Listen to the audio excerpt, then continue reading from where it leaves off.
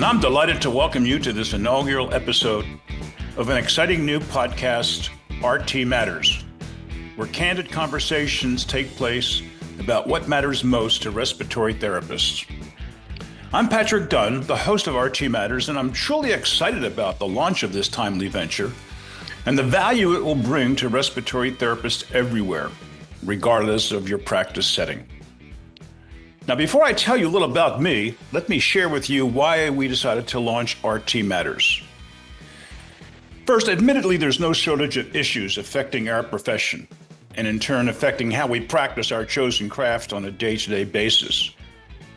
However, at the end of the day, it's all about doing the best we can for those patients who desperately need our expertise and the professional, high quality, and safe care we are all capable of providing. And to be sure, that expertise and professionalism is a result of a lot of hard work we each devoted over many, many years on our respective journeys to becoming a highly trained, highly valued, licensed member of the healthcare team. And to be honest, it's a hard expectation to think that we can easily ignore those disruptive pressures we face today, such as staffing shortages with the resultant burdens of increased workloads, the demands to do more with less, the constant threats of cutbacks, perhaps even lack of effective leadership, to name just a few of the many. So while we recognize that RTMatters certainly will not be able to solve all of the foregoing, we feel that by offering our respiratory therapy listeners a place for others to share how they are navigating these challenges and the demands, at the very least, we are helping move the needed conversation in the right direction. Now, let's take a little bit of time and talk about what RTMatters will and will not be. First, what we will be. We will be an open access platform for all respiratory therapists. No subscription or other fee needed. No membership requirement in a national or state professional association. All that will be needed will be the ability to download each episode from our dedicated website, which will be www.rtmatters.com, and a set of AirPods or similar listening device. And we will actively solicit input from you, our listeners, by way of the website, as to what indeed matters most to you and to your colleagues, and who you would like to hear as a guest panelist and what you would like to have them discuss. While we can't promise each and every suggestion can be accommodated, we will certainly try our best to meet and satisfy your requests. Now, RTMatters is committed to helping all of our respiratory therapy listeners find the elusive work-life balance that each of us so desperately need for our own mental comfort and well-being. However, a major challenge is having disillusioned RTs, for whatever reason, and to be honest, there are many, having these RTs wonder if the respiratory care profession is indeed a long-term career option, or should they leave the field and seek something else? In the HR world, the human resource world, this is referred to as turnover intention, and is characteristic of low morale, disinterest, frustration, and it contributes to a less than positive work-life balance. Well, as part of our challenge, RTMatters hopes to serve as a springboard to help our respiratory therapy listeners consider and explore the various career paths that are available to all of us. We will do so by having invited guests share their respective journeys to new practice opportunities that help them find a satisfying work-life balance. More on that point later in this episode. And finally, we envision RTMatters as a happy space where respiratory therapists can unwind and find a brief respite following one or more long shifts in taking care of our patients. This should be especially welcoming if the work environment is less than ideal. Now, what RTMatters will not be. First of all, RTMatters will not engage in any political discourse. RTMatters is committed to remaining apolitical, and to that end will avoid at all costs wading into the divisive partisan political waters we see today. There are literally hundreds of other online platforms available for that purpose. But that is not to say that we will not occasionally engage in discussions about proposed legislation or initiatives that, if implemented, will increase access for our patients to safe, high quality, and effective respiratory care, regardless of care settings. Such recent examples would be the SOARS Act, the Supplemental Oxygen Access Reform Act, to improve availability of liquid oxygen for patients who need that, but yet cannot find it available because of ridiculous reimbursement cuts in Medicare. And also the recently introduced bipartisan Sustainable Cardiopulmonary Rehab Services in the Home Act for our patients suffering from chronic respiratory conditions. Moving along, RTMatters will not become a vehicle for the active promotion, intentional or otherwise, of specific products used for the delivery of prescribed therapy sessions. However, when products are mentioned by our invited guests to the extent possible, it will be in a generic sense only, and a disclaimer will be stated that the use is for illustrative purposes only. Now, regarding that term therapy sessions that I just used, as opposed to breathing treatments, nib treatments, etc., your host, that would be me, is of the opinion that such long-standing terms are demeaning and fail to capture all that goes into any patient respiratory therapist encounter. For example, our physical therapy colleagues may provide specific treatments during a particular therapy session, but the overriding description of the event is a therapy session. Perhaps now is the time to rethink how we describe the care and therapy we so effectively administer to our patients. Let me elaborate. Now, I don't want to in any way gloss over the horrible impact and the devastation of the pandemic. But in the bitter soil of COVID, a beautiful flower bloomed. And that was the universal appreciation and the value and necessity of respiratory therapists in the critical care setting. Indeed, our role and responsibility in critical care is now cemented forever. And sadly, some of our colleagues paid the ultimate price for that recognition. Unfortunately, however, such recognition and appreciation is not universally true outside of the critical care setting. So another concern I have with breathing treatments and nib treatments is how these and other terms might be used against us to the detriment of our patients. As it turns out, many of the acute care hospitals today are still reeling from the huge economic impact of COVID. And as expected, there are no shortage of consultants offering those in the C-suites ways to reduce costs. One such tactic that we're already seeing is the suggestion that less expensive staff, quote unquote, that would be members of the nursing community, can be trained to administer these so-called breathing treatments. Well, as any respiratory therapist worth their salt knows full well, there's so much more that goes into the safe and effective administration of bronchodilator than just putting the meds into the nebulizer cup and turning on the flow meter.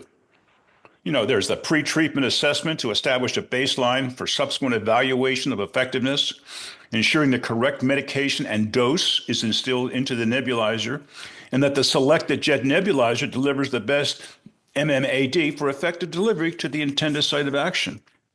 There's also the issue of ensuring that the patient is positioned properly, using the device correctly, and providing coaching encouragement when needed.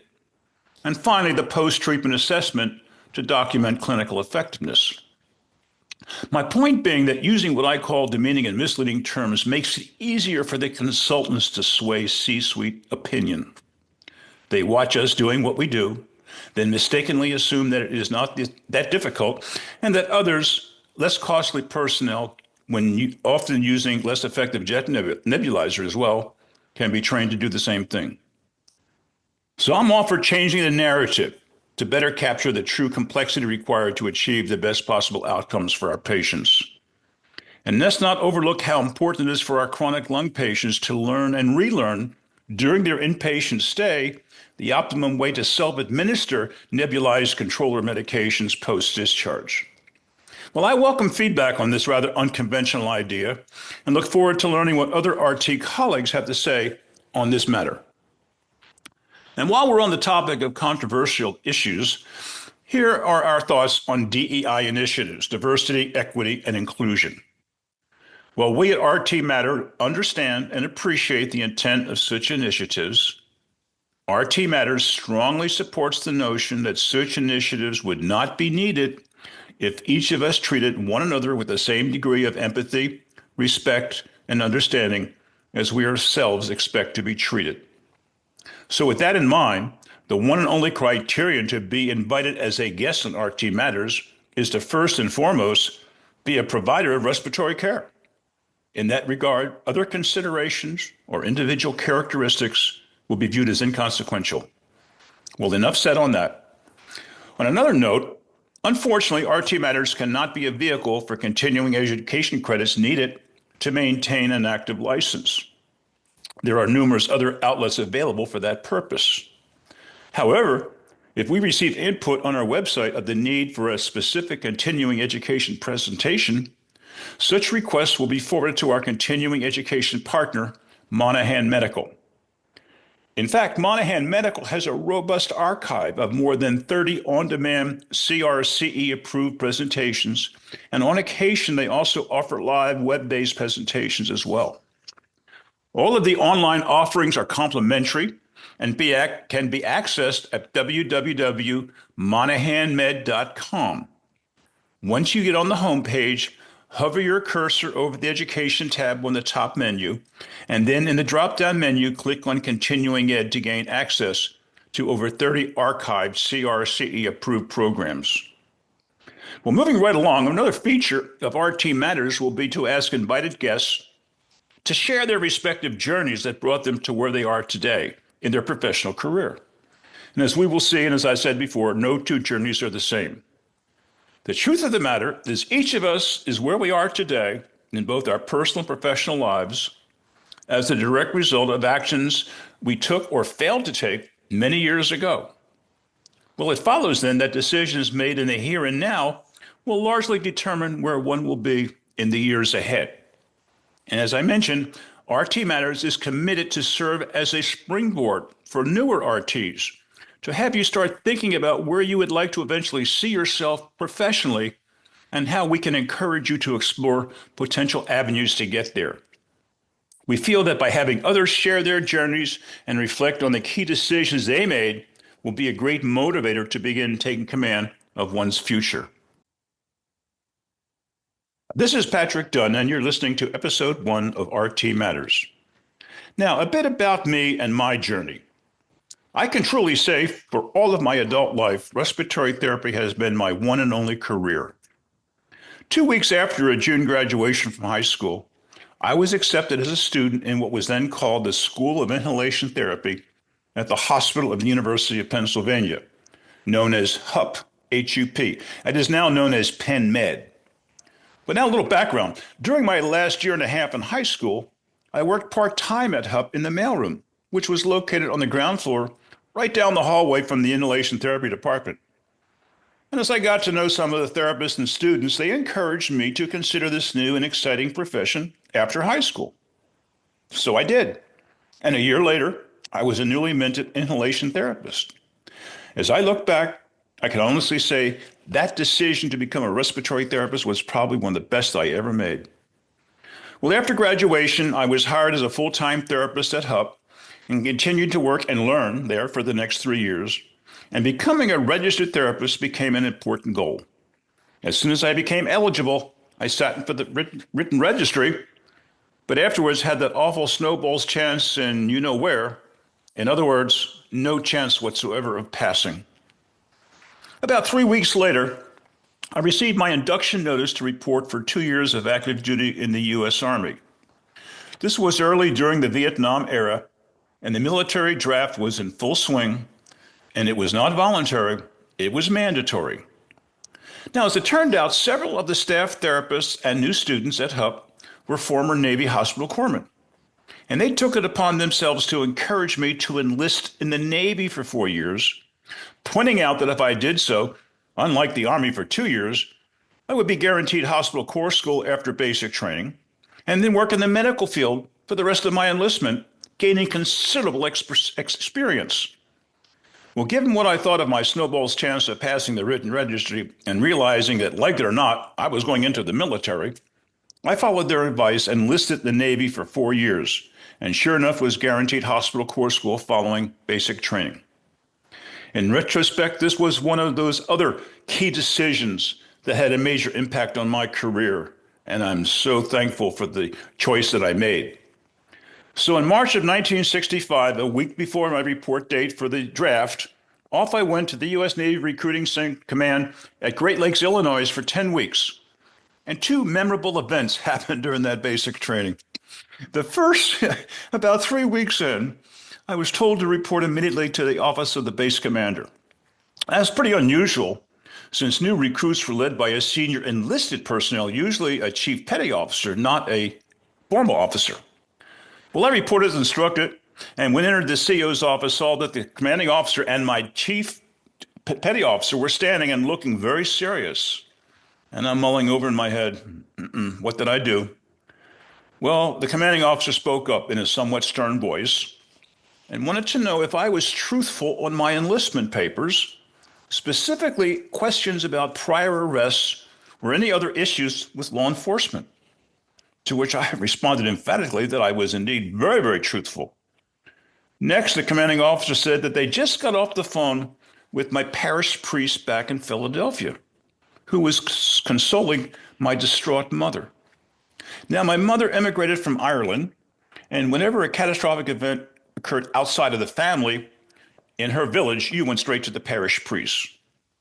Well, in this case, the triggering event was two police officers showing up at my mother's house with a warrant for my arrest for draft evasion. Turned out that the local draft board never received notification from the Navy recruitment office that since I enlisted, I was no longer eligible for the draft. Well, both the commanding officer and my chief petty officer had a good laugh at my expense, letting me know that the look on my face was priceless, and that finally saying that you're ours for the next 4 years, so the Army can't have you. What a relief that was. The second, a week later, I received a letter informing me, much to my surprise, that I had indeed passed the written registry. But it soon hit me that I wouldn't be able to take my oral exams later that fall, as I had no idea where I would be stationed after 4 weeks of course school following basic training. Well, on I went in course school. I was one of the few in my class who had prior civilian experience working in a hospital, so I found the training to be rather easy. In fact, I was constantly being asked by other members of my class, lacking prior experience, for help in understanding the common medical abbreviations, the correct way to take vital signs and record them, and how to perform CPR.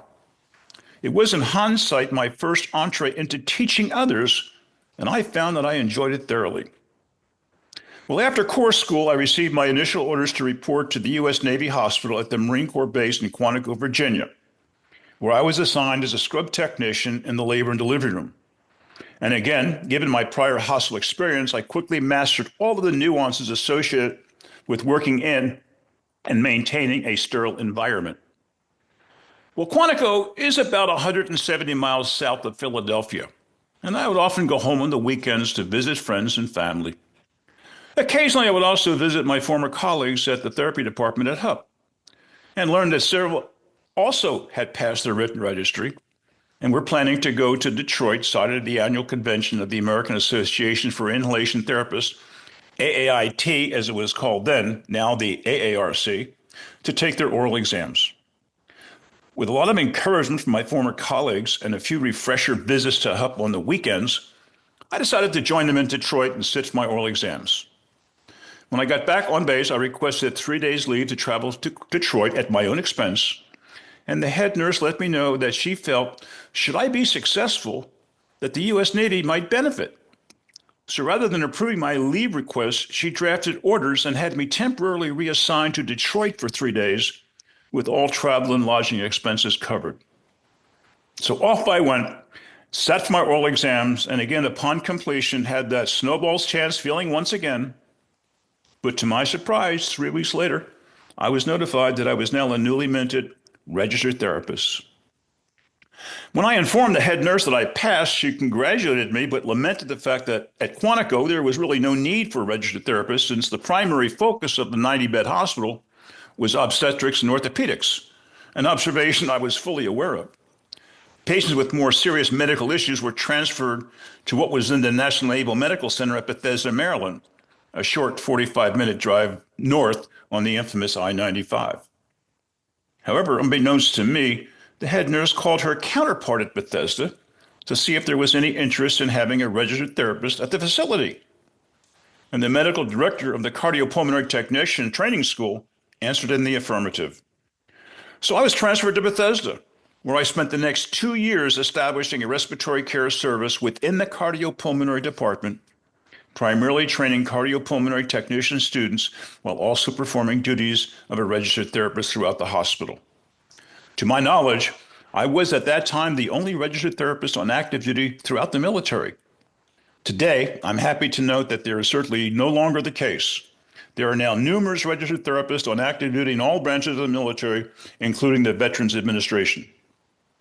Now, one nice perk of being a registered therapist while on active duty was no matter where I was stationed, I was always able to find part-time work, working a few evening shifts during the week and on weekends at local hospitals. The extra income was appreciated, but so too was the opportunity to reconnect with fellow therapists, and I became involved with the affiliates of the National Association, now the AAIT at that time, which I said eventually became the AARC. Now, eventually I was transferred for my final year of military service to the Naval Hospital at Camp Pendleton Marine Base in Oceanside, California, which is about an hour's drive south of Los Angeles. Once I was there, I decided to take advantage of courses that were being offered on the base by one of the local colleges. I had already recognized that once discharged, I would need to have a college education if I was to advance as a registered therapist. This was yet another one of those pivotal decisions in my career that was the right thing to do at the right time. Well, once I was discharged, a part-time job, weekend job that I had at a major medical center in the Los Angeles area turned into a full-time director position. And my medical director, himself recently discharged from his active duty commitment, fully supported my intention to continue my college education and allowed me the flexibility and the option to schedule my classes around my work responsibilities. And I took advantage of that. 2 years later, my medical director invited me to join him for a meeting at a local community college, where another physician from a local hospital were both encouraging the division dean of the need for a 2-year respiratory therapy program to address the lack of qualified RTs in the area. Now, the college already had a nursing program that was very good, and so there was interest. Long story short, 2 years later, I was offered the position of program director of the newly launched respiratory therapy program at El Camino College, and thus began a 12-year career in various academic settings, which I thoroughly enjoyed.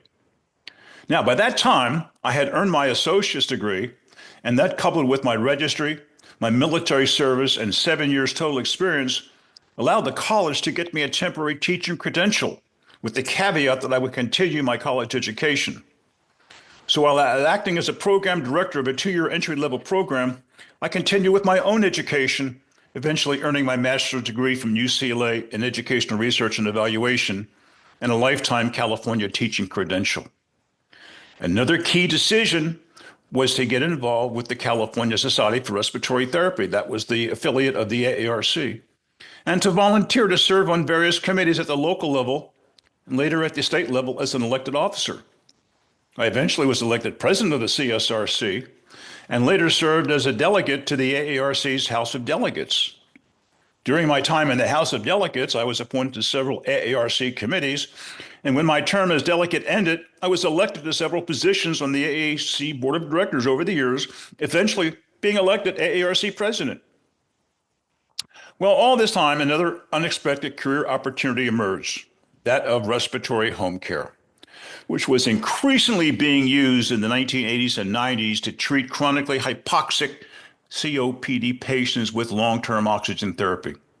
This was also the beginning of the widespread adoption of nasal CPAP to treat obstructive sleep apnea.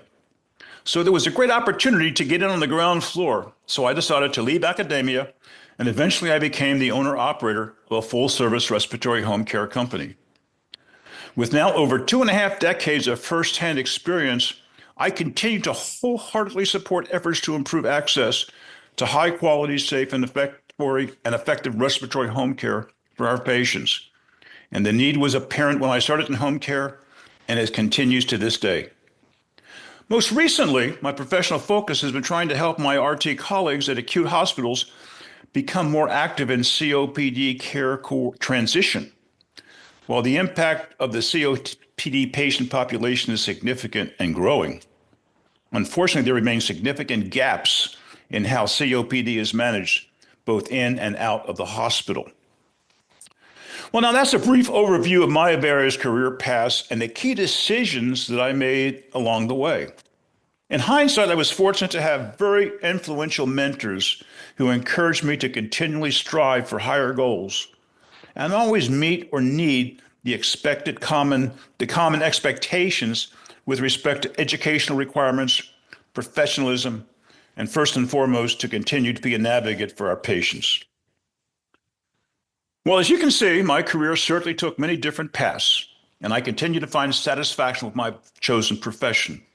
And truth be told, I consider myself fortunate that throughout the challenges and temporary setbacks, I was still able and continued to find that comfortable work-life balance.